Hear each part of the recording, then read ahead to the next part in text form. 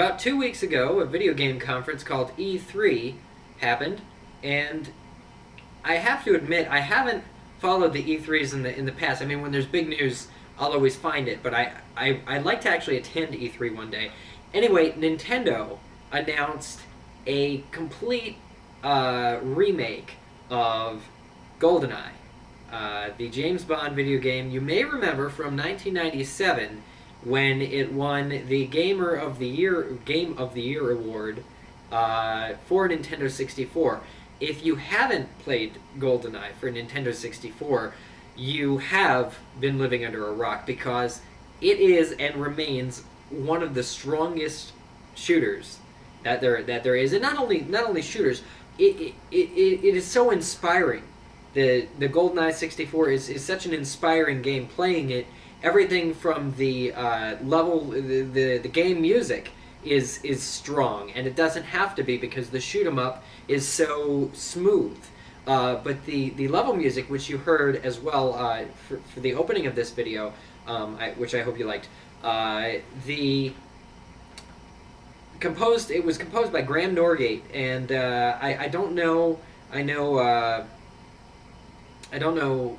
I think Rare still owns the rights to that game. Now they have posted like gameplay, all that's on YouTube already also. So if you haven't seen the game for some reason, you need to check out the old game, GoldenEye 64. Anyway, they decided that they were going to remake it, and it's interesting because there are just a few new things about it.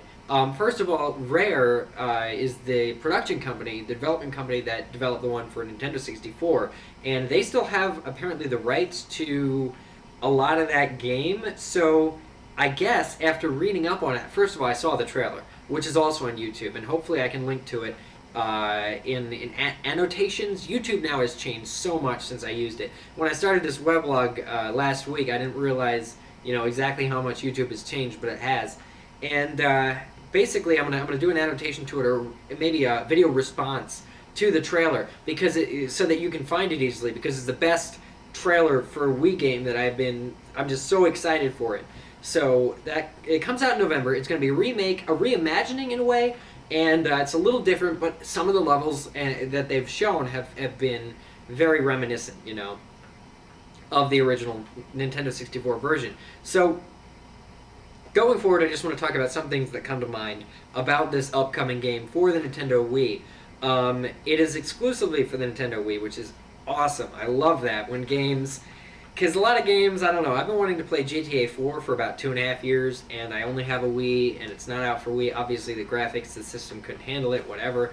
But that's a game I want to play. So when I have a Wii, and so the games that come out for all three platforms, like, say, Lego Harry Potter Years 1 through 4, which comes out today. I'm about to go buy it myself.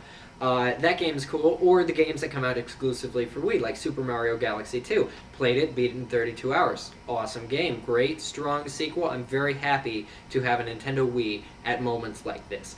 Anyway, the Nintendo 64 GoldenEye was a classic. The new one has Daniel Craig, or the likeness thereof, and the voice of Daniel Craig as James Bond. This stirs me a little bit, because I like Daniel Craig. I really do. But I also really like Pierce Brosnan. So I don't know what to think that I mean, obviously I don't think that they would ask Pierce Brosnan back for the new version. I guess that would be offensive to him, because I don't think they parted on good terms, because he thought they were going to do another Bond movie with him in it, and all of a sudden they were like, no, we need a new Bond. There's something wrong with the way you've been doing it. I don't think there was. Pierce Brosnan is arguably my favorite Bond. I really like Roger Moore, and I like Pierce Brosnan.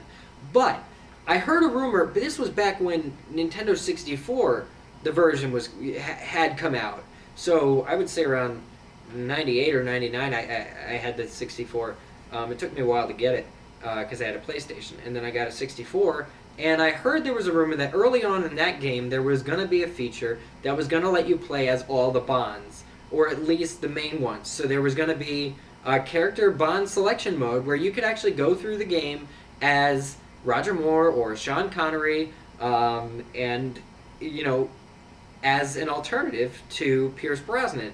And I have to think that that was a game to do it in because they didn't have voicing of the characters, and it was just briefing. And I don't know why, but I heard a rumor that that was an early feature that they were gonna do, and then they scrapped it, or maybe I saw a screenshot. It's an old rumor, but I think that if any of that is true, I think they should have considered doing that for the new game, to have a full out 5 bonds to choose from.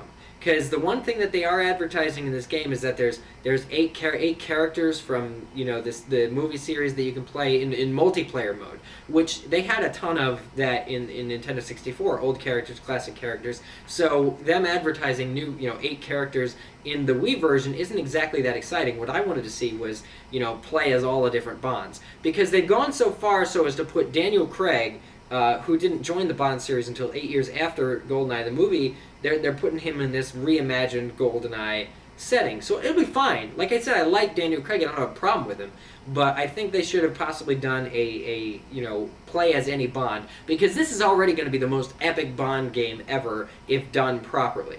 I really feel comfortable in saying that. Bond games since GoldenEye haven't been that great. I've wanted to like them a lot. They haven't been that great, with the exception of...